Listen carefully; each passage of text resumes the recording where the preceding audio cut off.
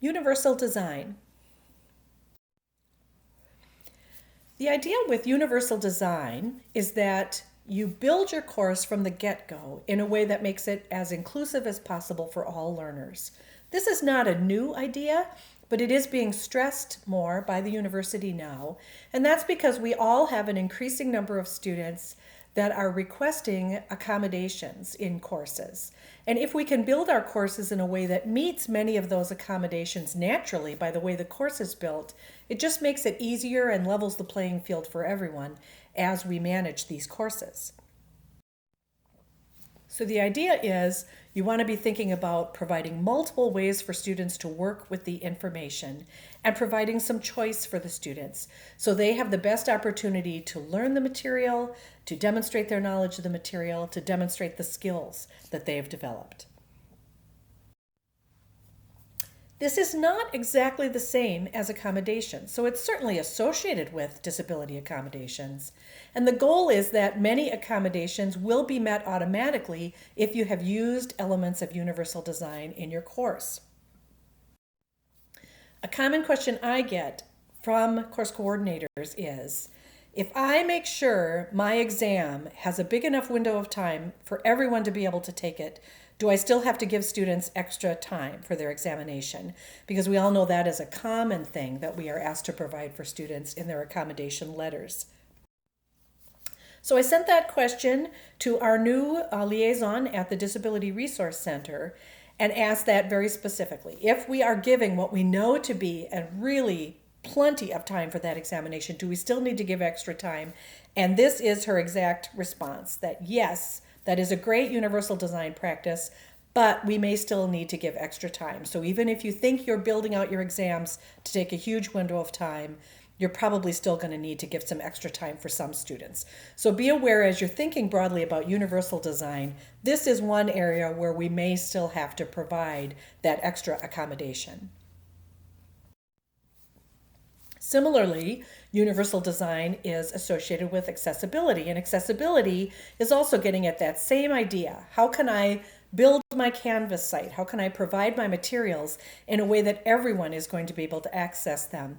And the university has a wonderful website that talks about accessibility, and I did a teaching tip on accessibility last year that talks you through their 7 core skills of digital accessibility, and you can find that teaching tip archived on the educational support site. So what are things that you can do to address universal design in your course? What are some examples? So number one, what are your learning objectives? Think about your goals. That's really what's going to drive everything else you do in your course. The materials you provide, the assignments that you send out for the students to complete, the types of assessments that you do. So how do you know for sure that you are going to be able to help all students achieve those objectives? And that really boils down to how you write those objectives and how you think about how you're going to align those objectives with your assignments and your assessments. So that might require you to think about our regular disability accommodations. What are we commonly asked to do that I could just make sure I'm addressing as I write my learning goals or objectives for the course? So here's an example that came up when we were working on the technical standards document for the college, which is a document that addresses the physical barriers that students might have in becoming a veterinarian. And so I had an objective written that the student will be able to carry X amount of equipment, blah, blah, blah.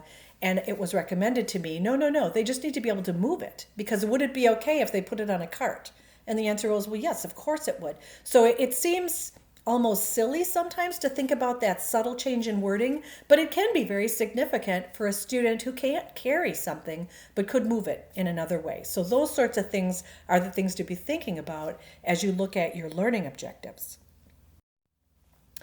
Then think about how you can build your course activities to give people an opportunity to be able to really participate in the course. Students like consistency, but if every portion of your course is a lecture followed by a multiple choice quiz, students who really strive to understand what you're talking about in lecture and who don't do well on multiple choice exams are going to be disadvantaged compared to those students who really learn well by listening and watching your lecture and who do great on multiple choice exams. So you want to make sure you're providing enough variation in what's provided for the students to make sure everyone has some opportunity to learn well in your course. Some of the things that we're doing that are good that help us address this are things like permitting lecture capture in your course. Because that way, if it is a student who strives hard to understand what you're talking about in lecture, they can watch it again, they can slow it down, they can go back to the specific part where they were confused. Some students really do well with listening, and so for them you can create audio files, and to do that you can just read your notes or read what's in your slides, or you can even just send them to listen to the captured lecture and hear that audio portion. And for some of them that's just that extra piece that they need to help them being able to master some of the material in your course. Number 3, consider how you represent your content. How do you do it in a way that gives everyone an opportunity to be able to access that content? And this might be particularly important for those people for whom English is not their first language, as they may struggle to read something or they may struggle to just listen to something, things of that nature. A lot of people in the college now are using ebooks, and that's a great way to provide information. There are links in there. There are ways that you can set it up so they can automatically click on something and get sent to a definition for that thing. You could put quiz questions in there so you can test their learning as they go. You probably have your images and graphics that's used on some of your slides in there. So it's sort of a one-stop shop for them to be able to access information. And it gets updated right away because you can update it as new things come available for you to put into that ebook. Students now like to watch videos, and especially if you give them the option of watching videos versus reading a big block of text, they're probably going to want to watch that video. And so embrace that. Make some videos. It lets you really go through and decide, here are the 5 key things I need them to know about this part of the course. And they still have the larger notes available to them for review and from which you can tell them this will be on the exam, so make sure you read it. But boy, if you really want to hunker down and know the top 5 things, watch this video. That's an example of giving them an alternative way to access some of the information in the course. This also includes your communications with the students. And so you need to be very clear about how you're going to communicate with them. But then think about whether or not the path that you choose is going to be the best for all students. Is sending everything out by email the best path for all students? And if not, you might want to go ahead and send out your emails, but also remind them that there's going to be a weekly Canvas announcement. And I'm showing you here in the anatomy course, they sent out those announcements through Canvas, a way that a student could go back and read them again if they needed to. And it also gives you a chance, again, to create videos or other things that you can send as a way of communicating with students. Number 4, provide choice. And I've spoken about before, you'll see in multiple teaching tips this year that I'm talking about choice. But it is valuable to provide choice for students so they can demonstrate how they know this material, how they can perform the tasks that you want them to be able to perform as part of your learning objectives. Maybe you give them a variety of assignments, so there's a variety of ways for them to earn points in the course. And so here I'm showing an example from non-traditional pets.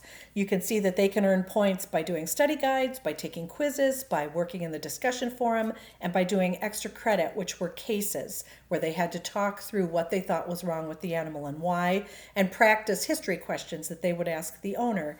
And then they can look across this and make their own decision. How do I want to earn the points that I need to earn a B or an A in this course? Which of these things do I want to do? And that gives them that kind of choice that provides students with many opportunities to demonstrate their knowledge and skills.